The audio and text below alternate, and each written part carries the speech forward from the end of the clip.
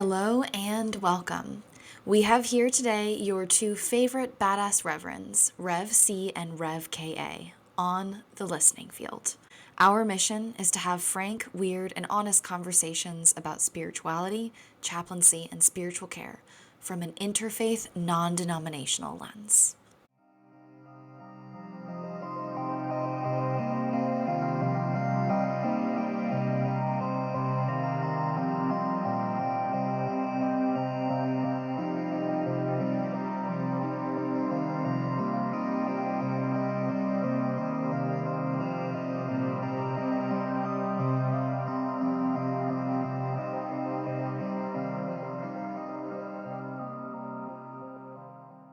Welcome, everyone, to the listening field. My name is Reverend Charlotte Cramer, and today we are airing an episode that is an interview. Unfortunately, beautiful Reverend KA cannot be here today, but in her place, I will be interviewing the magnificent, the powerful, the absolutely intelligent Morgan Penberthy, who is a PhD candidate at Pacific University and who is studying something that is extremely interesting. And I'm excited for all of you to hear it because, in my opinion, and Morgan, hi, Morgan. Hi! Thank you so much for having me. Of course. Thank you for coming. In my opinion, your work it walks the line between spirituality and psychology. You're doing research on mindfulness, right? Yes. Mindfulness practices. And that has its origins in spirituality. And now it's being used in like a clinical, almost scientific world, Yep. which is so freaking cool. So, Morgan, will you give us a little intro to who you are and what your interests are and what makes you so awesome? Absolutely. I'm very, very pleased to be talking with you today and very honored. Yeah, I mean, the work that I do currently as a clinical psychology student is, well, yes, now that we mentioned I'm a candidate now, which is very exciting because I passed my dissertation proposal. Yay! But some of the work that I do, like you mentioned, certainly grounded in mindfulness. A lot of it is really specifically geared towards mindfulness-based interventions. So looking at different programs and approaches that we can use as psychologists, as researchers, as clinicians to help people heal from a variety of different experiences. And my particular focus is on folks who've experienced stress and trauma, specifically sexual coercion or sexual trauma. Okay. So a lot of that work is grounded in using these different mindfulness practices, which are typically, as we know, also grounded in spirituality, grounded in several different philosophies of thought, specifically related to grounding down in that present moment, that contemplative awareness, that present moment awareness. And yeah, as we know, a lot of the current kind of literature out there is based primarily on mindfulness-based stress reduction, which was initially really brought into this sphere by this man by the name of Dr. John Kabat-Zinn. He's a psychiatrist. Yeah. And he's like a big name in the mindfulness world, especially in the Western mindfulness world in America and in academia and general like health professions as well. Yeah. So a lot of credit is given to him for really introducing mindfulness-based interventions to the West. And so a lot of my work is kind of an offshoot of that. But I also think one of the really wonderful things about this work is being able to integrate other components that are not so heavily influenced by this, frankly, white man who brought in mindfulness in a very westernized perspective. So a lot of my work is, at least my aim is to incorporate different perspectives from people who are actually having these experiences of what is it about contemplative practices that help you or don't help you find healing after this type of trauma. And that's really the primary focus of my dissertation is on looking at the feasibility and acceptability, otherwise known as how well can we deliver and how well are certain mindfulness-based interventions received by the actual communities that we're trying to serve. And I was very privileged to receive a grant for funding through the Mind and Life Institute. Hell yeah. Shout out to Mind and Life. Repost the podcast. Shout out to Mind and Life. I have been involved in them with one way or another since 2015, since I was a sophomore in college. And they fund and support tons and tons of this like really, really wonderful mindfulness-based work. And they've really expanded quite a bit from focusing quite a bit on psychology to now incorporating more broad topics and perspectives from religion and spirituality to education to other types of efforts.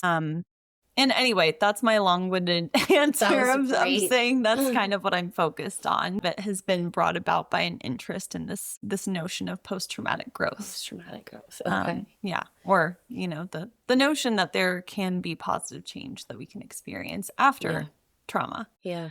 Which I think is a really powerful notion, even personally for myself, but also as a clinician, as a student, as a researcher. Very, very interesting to think about the types of healing and empowerment that can come after experiencing trauma.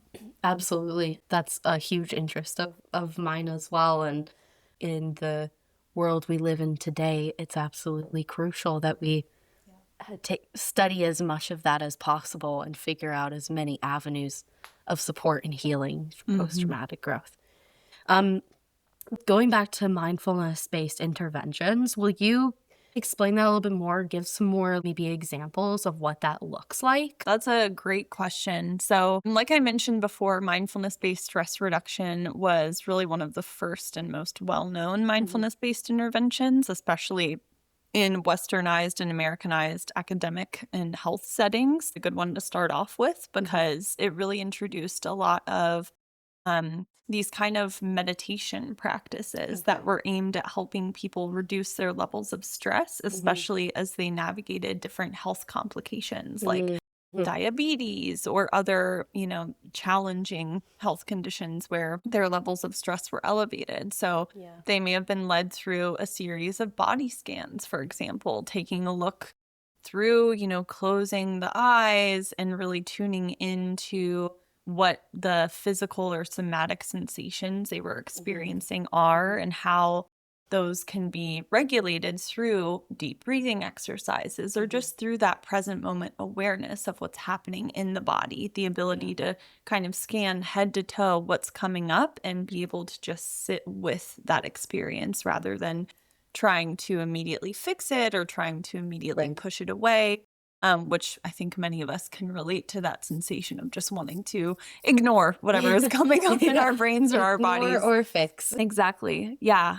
But I also think a great example that I've had the privilege of helping out with different research projects in my lab, which a couple of our other friends are a part of. Of course, the lab has changed now, but we were previously a part of the Mindful Health and Resilience Lab at Pacific University, which was headed by Dr. Michael Christopher. And he helped create a mindfulness-based intervention called mindfulness-based resilience training, or MBRT, which was specifically focused on addressing the stress, physiological and psychological, that is experienced by folks in these high-stress law enforcement, EMT, firefighter, those styles of jobs in those settings.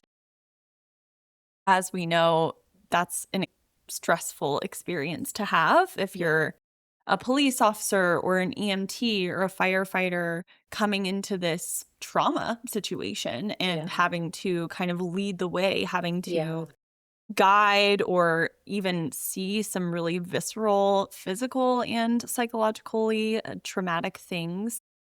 And so, like, for example, through that research, they really focused primarily on law enforcement officers. And part of the reasoning for this was, as we know from looking at media coverage over the past, police brutality is still remains a significant problem in our country. And oftentimes that can be brought about by aggression, by burnout, by all of these things that police officers are experiencing where they don't have that regulated system to be able to really be present or, stop themselves from kind of acting on those maybe like really aggravated systems that they're experiencing, like their nervous system is very, exactly, dysregulated. And so part of what mindfulness-based resilience training did was focus on providing these types of contemplative practices to law enforcement within scenarios that would mimic their real life stressful situations. So, for example, like leading them through body scan meditation. I keep coming back to that one because we're actually doing a symposium related to this, and we found that that was the one that was the practice that was most like appreciated by the police officers. Yeah. But as an example, they would lead them through these types of body scan or other contemplative practices while like real 911 call was playing in the background to mimic like the actual type of scenario that they may be in, to help them figure out, okay, I can regulate myself even amidst this incredibly high stress situation. I can find the time to take a couple deep breaths to notice what's happening in my body and regulate myself as a way to move forward with some more of that calm clarity, rather than just feeling so burnt out, so aggressive, so activated, which, as we know, can lead to a variety of negative outcomes for all types of people. Yeah. So those are like some examples of what it has looked in the past. What I'm hearing are mindfulness practices that are like quite grounding. They're really about like regulating the nervous system, coming into the body, kind of centering in yourself and being able to go about your daily life, often in a stressful situation, from a place of like calm. So I'm hearing like very grounding practices, which is really was very powerful. Absolutely. And I think one of the biggest pieces of that is not just grounding in the body, but also being able to recognize what's coming up. So many of us, I think, tend to be, whether we are conscious of it or subconsciously experiencing it, kind of disconnected from our body, disconnected from the emotions that we're experiencing and how those sensations arise in the body. And as a clinician, I'm often working with patients to help them kind of identify what emotion they're experiencing and what are the signs in your body that's anger, that's sadness. And how do you then not only regulate that emotion, but then find a safe way to express it, because that is also an important piece. And I think mindfulness is a really beautiful tool to help us reckon with those things in the moment, while also honoring the fact that there do need to be times for us to express those emotions, whether that's through the physical act of crying or the physical act of punching a punching bag or screaming at a pillow. Exactly. Like those are all in many ways sometimes seen as kind of cliche ways of expressing emotion, but they're so important. They're so good. So that's, I love that you said that too, because I feel that often in the spiritual world, there's lots of conversations around mindfulness and around kind of attaining this like perfect symbiosis with your mind and body. And there isn't a lot of conversation. I would say more so now. It's coming out more, but there isn't a lot of conversation about like, okay, I'm experiencing anger, I'm going to hold this, and I also know that in an hour when I get home, I'm going to scream in my pillow. So I'm hearing that you're also kind of helping people to identify when and how they can express that emotion in a healthy way, instead of it burying it deep within and having it kind of explode out of you in a different way than you would want it to. Yes. Absolutely. Because I think one of the other key components that I think about when I reflect on not only the projects that I'm currently a part of, including my dissertation, which is it's a mindfulness-based intervention that I adapted called Regulation and Intentional Self-Compassion for Empowerment, or RISE for short, which I love. Gotta have a good name.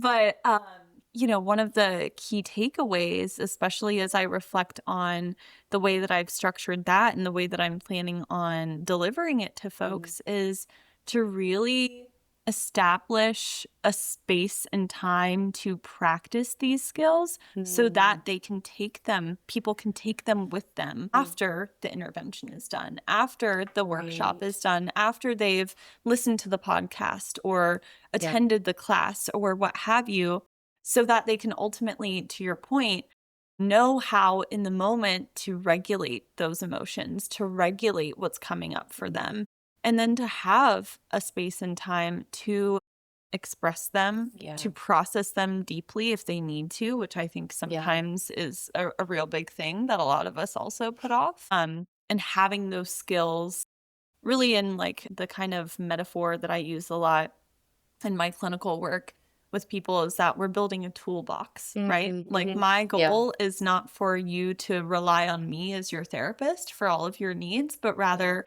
for our time together to be a space where we can explore these different tools that you can use to regulate, to connect with your spirituality, if that's an important aspect of your identity or of your life, to connect with your body, to connect with your emotions, to have these tools to do that in a healthy way, and to then use those tools, have them in your toolbox so that down the line, you don't need to come to me. You have that within yourself. Yeah. That's huge. Yeah. Yeah, and there's like a lot of hilarious like tropes in movies about people being overly dependent on their therapist. And that was what was coming to mind. Of like people like, I'm gonna call my therapist. Yeah. We do not want that. Will you talk more about Rise? And so I'm making a wild guess here that working with survivors of sexual coercion, is that what is that proper terminology? Yeah, exactly right. I'm guessing that Rise is attuned to that population. I'm curious how you kind of attune to the population in terms of what the needs are and what you're hoping it will do for folks having had some of the most traumatic experiences people on Earth could have. Yeah. I really appreciate that question. And it's something that I love to talk about because one of the things, as a clinical psychology PhD candidate or student or researcher, Sorry. one thing that we often talk about is like there's such a reliance on what the literature tells us. What does the scientific literature, randomized controlled trials, feasibility studies, literature reviews, things of that nature, scoping reviews of all the different literature that's out there. We rely so heavily on that to tell us, like, where are the gaps? Where are we missing information? Where do we not know whether or not a certain thing might contribute to a positive outcome or a negative outcome for someone? And of course, it's very clinical terminology every time I come back to it. I'm like, oh man, there's so many other ways we could talk about these things like a human. But one of the things that, as I mentioned, it's emphasized in our program. And so what I was thinking about what to really focus on to make Rise more attuned to the needs of our population, which is folks who've experienced sexual coercion. And I might take a moment really briefly to explain like why sexual coercion rather than trauma or violence. I was gonna ask you. I'm very curious. Yeah. And that's very intentional for me. Okay. So in the literature especially, there is like such a wide variety of terminology that people use to reference different forms of sexual trauma. You'll see sexual assault, sexual violence, sexual trauma. Sometimes you'll see it very specifically siloed to something like rape or harassment or what have you. Yeah. And what I think those terms, obviously, I think they serve a purpose in that they each kind of speak to a different element of what it means to have experienced a sexual, an unwanted or unconsented sexual experience. Yeah. But the reason that I chose coercion and that I think it's important to focus on that, there's a dearth of psychological literature looking at coercion broadly. So that is really interesting to me because similarly to how we think about how other forms of trauma can impact people differently, right? If you're a survivor of some sort of climate catastrophe, you might each have differing levels to which that catastrophe touched you. One person might have had their entire house wiped out by a storm, whereas the other person may have just had some minor cuts and scrapes from being outside, but their house is still intact. But those same people may still feel the same level of trauma response in response to experiencing that. And sexual coercion is broadly understood as the experience of an event of unwanted sexual contact by one or more people through various means. It could be emotional manipulation, verbal pressure, physical force. But the fundamental principle is that the victim lacks or faces a range of consequences if they don't give that permission, and they lack a lot of control. They lack a lot of autonomy, and a lot of that is stripped away regardless of how you categorize the type of sexual coercive experience that you've had. Absolutely, yeah. And that's part of the reason why I wanted it to be broad, because I think if we only focus on something as very narrowly defined as rape, Right. I mean, I could go into a whole thing about how, like, even across legal contexts, that there are different There's different definitions of it. There are Yeah. certain, like, very gendered and like biologically based limitations that are put as to what can legally be considered rape versus whatever else. So I won't go on a tangent about that. But Still fascinating. yeah, but the main kind of intention behind choosing the term sexual coercion is that regardless of the level of, say, physical violation that someone experienced, there may still be severe psychological trauma associated with that. Yeah. And one thing that the literature does tell us about working with people who've experienced trauma is that it's not particularly useful to, or therapeutic, I should say, rather, to like sit in a group and divulge the details of what happened to you. Much of the literature tells us that that can actually have the opposite effect of being like really re-traumatizing for folks, especially if they're listening to other people's stories and maybe they start comparing that to their own and kind of adding values-based meanings or notions to what happened to them versus to other people, or really re-traumatizing them, bringing them back. That's not the purpose of these kind of groups that I'm conducting as part of RISE, but rather to focus more specifically on navigating some of the things that we see across the board, regardless of the type of sexual trauma you've experienced or sexually coercive experience. There tends to be a lot of self-blame. Right. There tends to be a lot of lowered self-worth. Yeah. There tends to be a lot of heightened emotional reactivity to stress, especially in contexts where you might be reminded of the trauma that happened. I mean, even when we think about PTSD, which I'm not considering as like a limitation in my study. So it's not, you don't have to be diagnosed with it. You don't have to not be diagnosed with it. It doesn't really play a huge role, but like it helps, I think, to distill this understanding of what we see with so many survivors of trauma is that there tends to be a lot of avoidance of scenarios, whether it's literally a place, a person, a smell, a time of year, all these things that are associated with that trauma. There tends to be a lot of avoidance there because there tends to be such a heightened stress response around those reminders of the trauma, which can make it really, really difficult to regulate that emotion. Yeah. It can make it really, really difficult to seek support or find places, resources that you can go to provide that support. And as we know, I mean, clearly we're seeing it even today with the release of things like the Epstein files and things of that nature, that oftentimes victims are really, truly convinced that there is nobody to protect them, that there is nobody that will listen to them or believe them. And that, I mean, there's so much stigma associated with this type of victimization.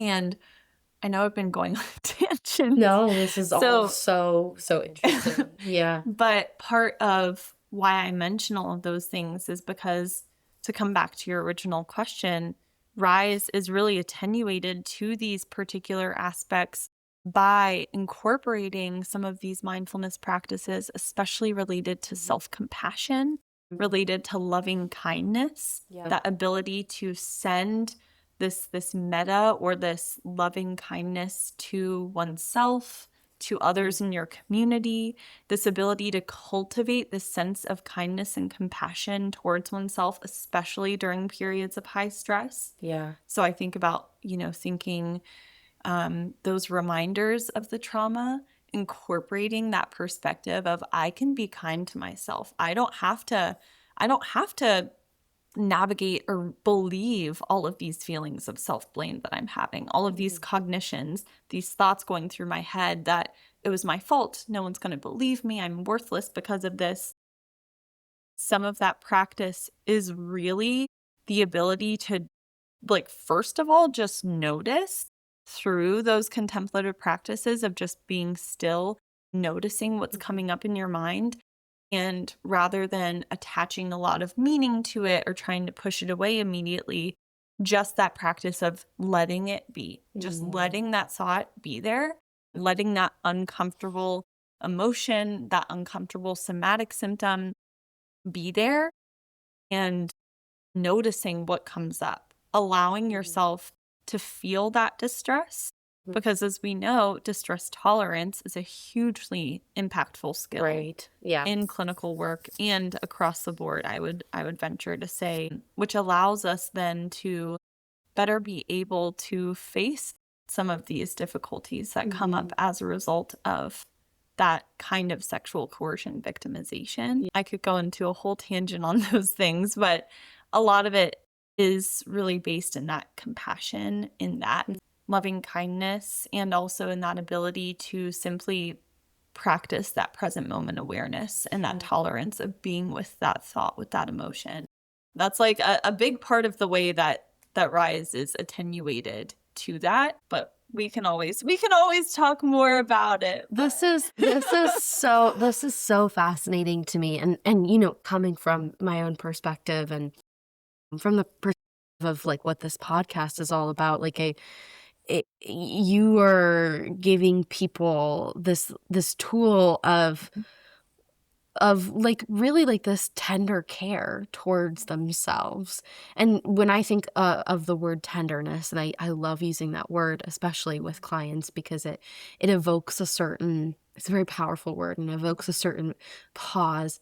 And I find that it's this invitation to slow down, to let things be, and to approach something from the care and the caution that like I don't know, a parent or a guardian who loves you would, like with this kind of like, okay, this is here. We're going to feel it. We're going to feel it like together. And so I'm really like the question that's coming to mind is from a spiritual care provider perspective, what I'm hearing you talk about is asking people to bring compassion and loving kindness into their lives and towards themselves is such a powerful thing. And are you, for example, for folks who are maybe it's complex trauma and it's compounded, or people who are in the depths of trauma, who maybe they've been taught a lot of self-hatred throughout their life repeatedly. How do you go about teaching compassion? Is it through one-on-one interpersonal? Is it through kind of this group compassion? Do you ever bring in spirituality in terms of like a broader connection to something bigger? Like, how do you teach compassion and loving kindness, especially to people who are just in the weeds of self-hatred? I spent a decent amount of time in college studying. At that time, I was studying sexual assault, but I love what you're saying, sexual coercion. And I hear you, the self-hatred can be so intense. So I'm curious, how do you bring about that self-compassion? Because it may not come as naturally to everyone. And I think that's a really, really, really good point and a really good question, because what I think is a very common experience to have, especially as someone, if you have experienced trauma, especially time and time again, right? Like most people have not experienced just one single iteration of trauma and that's it. Most people have experienced several forms of it, especially with sexual coercion. We may see that they have been re-victimized time and time again, and that this is something that in some ways has almost become normal in their life or has become a theme of their interpersonal interactions, or how they see themselves, how they see the world through this lens of being abused and taken advantage of. And I think it's a really, really good point that oftentimes, especially when that re-victimization piece comes in, there is a lot of self-hatred. There is a lot of self-blame. And part of the reason I really like this question is because I think you really, at least in my perspective as a clinician and the person who will be leading this group-based intervention, is that it's often going to get so much harder before it gets better, right? It's going to feel so much worse before it feels better. And oftentimes I think that can create a response, understandably, where people are like, well, why am I going to do that then? Like, I don't want to feel worse. I don't want all of these things to bubble up even more, to become screaming at me if it's something that's already kind of in the back of their mind at all times. And I think it speaks to the level of strength that can be honed through being brave, being courageous, and being open enough, being vulnerable enough to allow oneself to feel those things deeply and to understand that, yes, like one of the things we talk about a lot in psychology, especially with trauma, is this idea of exposure, right? The literature tells us that time and time again, exposing oneself to the very things that created that trauma response to begin with, those very things that are the last things we want to really revisit, even if it's the smell of a certain cologne or the location of a certain event, like those are things, or even just revisiting those memories. Those are things that we have very, very strong reactions to. And you can even hear it in my voice right now. I'm like, oh my gosh, like I'm really, I can feel and understand why there is so much resistance to going there. And I think part of it is really making it very, very clear for people from the very beginning that like this is going to be hard. And that's why we're going to like practice and really hone these self-care skills before we dive deeper into the processing, right? Like we're going to practice that spiritual care. If it's important for someone to really explore that connection with God or with the universe or with whatever deity or higher being is resonating with them. I think inviting that in and inviting, yes, like use and embrace that component of your life and your identity if that is something that brings you solace and that you can release those fears and that pain and that anger to that being. Absolutely 100% I will support you through that journey. And practicing these other even smaller rituals, right? Of like if you know it's going to be really hard, give yourself permission to take some extra time out of your day if it's accessible to you to like call on that friend or that loved one who is really important to you, to play with your pet, to spend some time out in nature and like grounding down in the grass, honing those skills before we dive into that trauma work. And I think oftentimes that can come through like practicing these self-compassion skills and these loving kindness skills outside of the context of the trauma specifically can be one of the many ways to do it. I love that. I love that so much. I really, really appreciate that answer. A few things came to mind when you were speaking. I think when you were talking, my own journey of self-compassion came to mind. And I think I, like everyone else, am on that journey. And I recently went through a couple of months where a lot of self-hatred was coming up. And it just became very clear that I just had to feel that and be in it and work through it. And it reminds me of the spiritual world talks a lot about the hero's journey. For me, it doesn't have to be as complicated as Joseph Campbell makes it to be. I love Joseph Campbell. Sorry, spiritual people. But like, for me, it's just you have to go in order to get out. So you just got to go in. And there's doing that. What I'm hearing is having a compassionate leader, somebody who knows what they're doing, somebody who understands the experience. Like you holding that space feels like it'll be very significant for these individuals.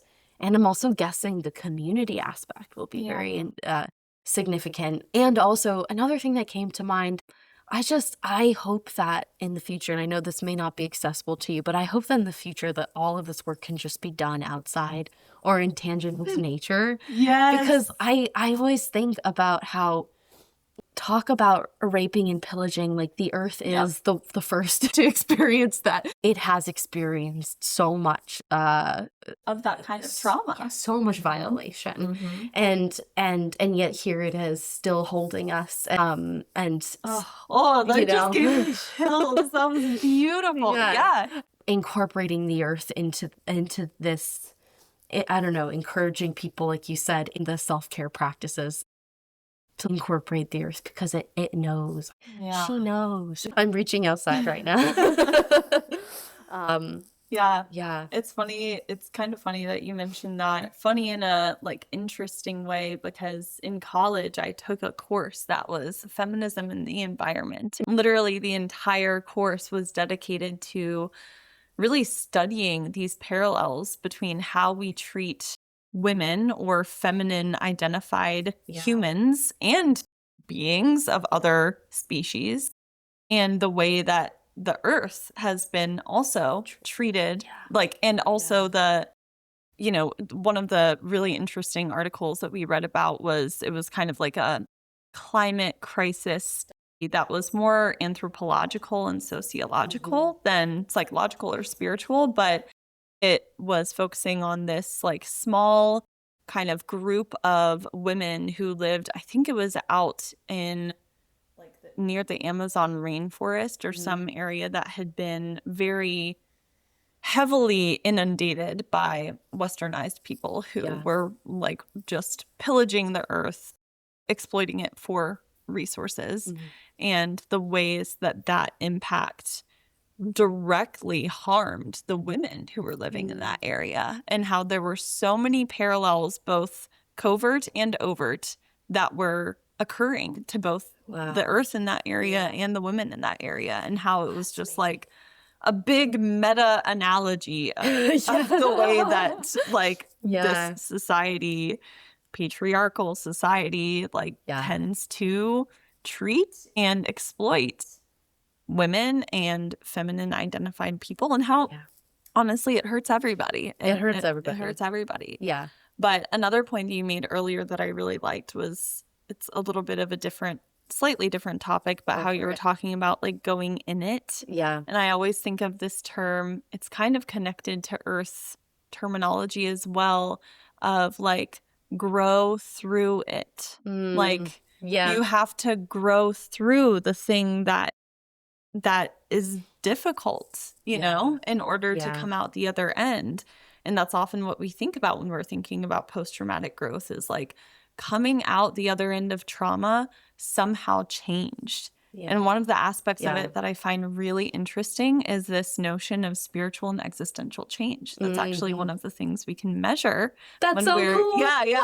When we're studying post-traumatic growth, some people find, especially after experiencing something like sexual coercion, that there's not only perhaps like another one of them is a sense of strength, like personal strength, that they may not have recognized within themselves until after going through that experience, but also this notion of spiritual and existential change, like reckoning with spiritual and existential concepts that they may not have found they could reckon with before, or perhaps connecting with spiritual or existential practices that they did not find accessible. Billy agrees. That is so fascinating. I guess this is a two-parter question. How does your own spirituality and experience of meditation and mindfulness apply to this? Was it an inspiration, or is it integrated into this? Because I know that you started meditation and mindfulness practices when you were a teenager. How old were you? You were like 15? I was 15. Isn't that crazy? It's crazy. So you're, not to give away your terribly old age, but you're 31 now. I'm so- 30. Sorry, Not I thought you were 31 31. 15 years ago, I was 15. Yeah, so 15 years. So I'm just curious about the integration of that and how that practice and how your spirituality may or may not have influenced your work today. And my second question is, when I hear you talking about all this stuff, like my brain, which is very simple one-way brain, I'm like, this is all spirituality, which is, I know is a little bit of an oversimplification. And I also think that the way that we modernly, that's not a word, the way us modern people define spirituality is just annoying these days. But do you see this? And I don't, maybe hopefully you don't like get fired for saying anything. I don't know, but like, do you see this as spiritual? So those are my two questions. I'm curious what you have to say about both of them, obviously, because I asked the question. Yeah, I thank you for those. Those are both really good questions. I definitely think that my own experience with exploring spirituality through this kind of meditation contemplative practice has absolutely influenced honestly every aspect of the trajectory of my life, which sounds very dramatic, and it is. But My life has been dramatic. the trajectory of my life, but it really has, because I cannot envision the type of person that I would be or the type of things that I would be interested in if I had not been exposed to mindfulness at the age that I was exposed to it. Thankfully, I'll be fully transparent of my own experience with sexual coercion. I had not experienced that until my later teen years. So I had a little bit of a foundational practice of mindfulness when I had my own experience that was traumatic. And it was really, really, really, really, really interesting to see how I turned to that to support myself, and how others that I communicated with and served through my time in college also kind of had their own contemplative practices that they turned to. That's really what started this whole more academic interest, is that in college, I worked with a lot of sexual trauma or coercion survivors through this group at my university that was called Prepare, and it was Policy Group for Rape Education, Awareness, and Prevention. And basically, we did the kind of orientation programs where we're talking about what consent means and practicing safe sex and things like that. But we also provided all types of other resources. Eventually, it got to the point where I was providing like immediate emergency services to folks on campus if they needed a ride to the hospital after a traumatic experience, or if they needed to connect with legal counsel or a counselor or anything, that more kind of direct service to them. And it was really, really like just absolutely powerful to be a part of that and witness the ways that people turned to their own spiritual practices when faced with this level of trauma. And it got me talking with a lot of people on my campus who had experienced sexual coercion of some sort, and how they used these different contemplative spiritual practices to self-soothe and to promote healing. And it was like the first little itty bitty iteration of this type of project that I ever did was for a thesis in college, where I interviewed, and it was really a qualitative study where I interviewed some survivors who had utilized different contemplative and spiritual practice to really like help themselves heal after this. And like some people turned to yoga. Some people turned to prayer. Some people turned to the community, like the church community that they were a part of. And there was a lot of power in having that kind of support. So all of that is to say, absolutely my own experience with spirituality played a role, especially with knowing, like, I'll never forget one of the first times after my first meditation retreat when I was 15, I got in a fight with my mom about something. I don't remember what it is, but I was very activated and emotionally dysregulated. And before having attended this retreat, I may have like thrown something or shouted at her, but I will never forget. I literally ran upstairs and immediately sat on my meditation cushion. I was like, I need to sit with this. Oh my God. That's amazing. And I was just, even in the moment, I was like, what is happening? What is Your inner teenage girl was like, what are we doing right now? 60-year-old Morgan has just taken over. And I was just like, that's so weird, but That's also so cool. kind of cool that that's also why I'm so passionate about bringing these types of practices, whether they are more spiritual in nature or whether they are kind of this more sometimes quote unquote secular experience of mindfulness, which I don't fully know if anything's really ever secular, but like, that's why I think it's so important to bring these to folks, because I have no idea how I would have responded if I didn't know that. But I did know that as a practice. I did know that I could lean on my breath and my ability to tune into what I was feeling and my ability to give it up to some higher being. And that was really, really, really powerful for me. And, yeah, so I definitely think it has played a big role. And I would venture to say, you know, as I mentioned before, I'm not sure any of this really is fully secular. I think everyone has a different definition of what spirituality means to them, which I think is a great perspective, because it allows for people to have that open interpretation and take it in a way that really fuels them and resonates with them. And I think in many ways, one of the most spiritual things that I've experienced in my life is community. Yeah. Having that group of people that you know that they have your back, you know that they have maybe similar experiences, maybe not so similar experiences, but either way, they're there for you and you're there for them. And that's what I'm also hoping to foster with this RISE intervention, by providing it in a group setting so that people know that they have other people who are there for them and who are going through this journey with them together, learning these things together and messing up together, celebrating milestones together, maybe feeling confused together or feeling like this sucks together. Like, there is something so powerful about just having that community, which I think a lot of us these days feel that we're lacking.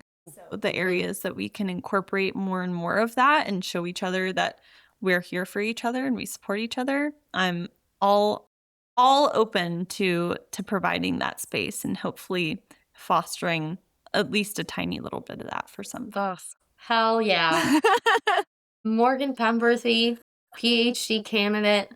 You freaking rock. And I'm totally, there's going to be a part 2 to this episode once you've finished your research. That'll be the good stuff. That'll be where I actually have a lot more to talk about. Yeah. So I'm definitely really, really curious to return to this. But do you have any final last words for our 2 viewers? Thanks for listening.